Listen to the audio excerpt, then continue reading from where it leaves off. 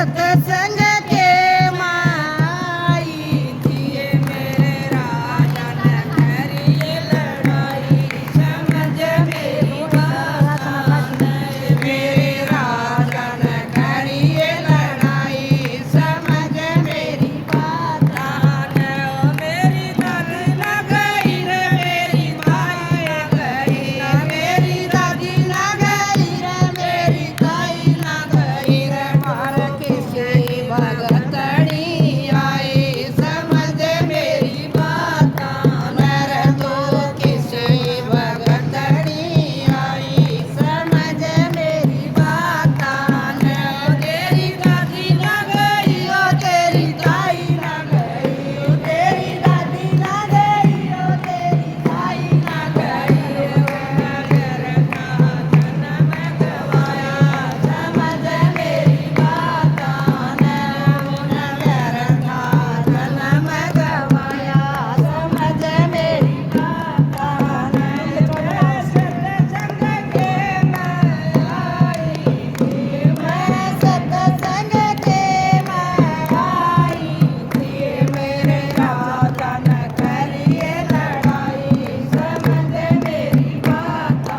नहीं मेरे राजा न करिए लड़ाई समझ मेरी बात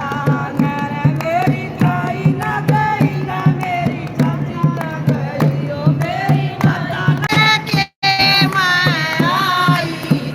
मेरे राजा न करिए लड़ाई समझ मेरी बात नहीं मेरे राजा न करिए लड़ाई समझ मेरी बात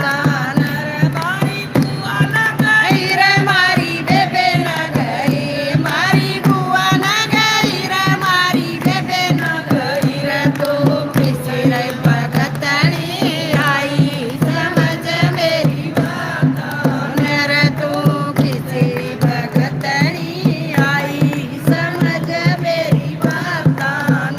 थारी बुआ न गई रे थारी बेबे न गई थारी बुआ न गई रे थारी बेबे न गई भाई समझ मेरी बात नर फैशन में उमर गवाई समझ मेरी बात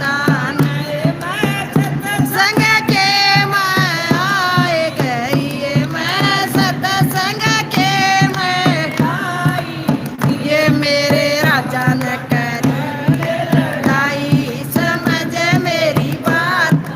नहीं मेरे राजा न करिए लड़ाई समझ मेरी बात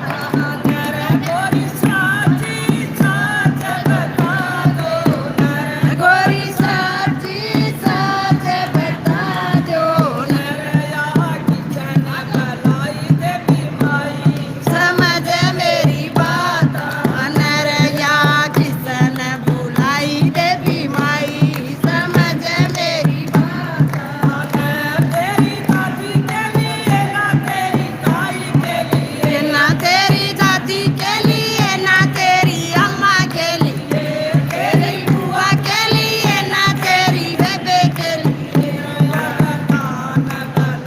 तेरी माई समझ मेरी बात नरया बुलाई देवी माई समझ मेरी बात गोरियों गले छोटो गोरियों गले रे चुगली छोटो करो न कढ़ाई समझ मेरी बात नर गोरी की करो न कढ़ाई समझ मेरी बात मैं सत्संग के मैं आए गई मैं सत्संग के मैं आई मेरे राजा न करिए लड़ाई समझ मेरी बात मेरे राजा न करिए लड़ाई समझ मेरी बात